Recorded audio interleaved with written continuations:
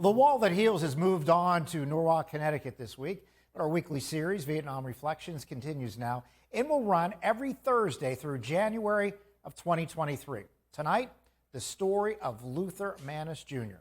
He spent nearly 25 years in the military, serving in the U.S. Army, including a tour in Vietnam.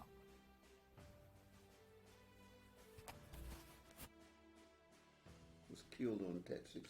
Now in his mid-90s, Luther Manus has terrific recall of his time serving in the 60s. I had a excellent buck sergeant from the 17th Engineer Detachment who was from Tennessee, and he understood Tennessee windage. And we were out there this night, and he said to me, "First Sergeant, I see movement out there." So I laughed at him, and I said to him, "Well, Fenton, you know what my thing is. If it moves after dark, shoot it." And I hear, "Rrrt." I said, "What the hell?"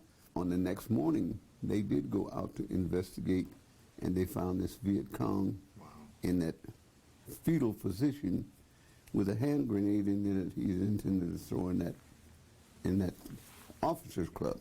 In 1946, he was drafted into the U.S. Army, and after basic training, he served in Hawaii, the Philippine Islands, and Japan until 1949.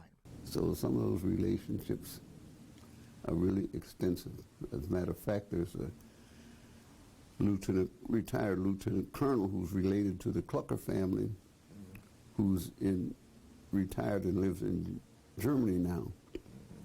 He and I have been in communication with each other for 60 years. Manus served as a first lieutenant in the Army and is Gannon's oldest living African-American ROTC graduate. On the Army retired rolls, I could be called back tomorrow. Of course, they wouldn't call me back to go out to do combat because I'm too old and feeble for combat. But my head still works, and there may be certain things that they need my head to do that my body can't back up. And Manus has had some career. He worked for the Erie School District for 18 years and owns Manus Sunoco on East 12th Street for 3 decades.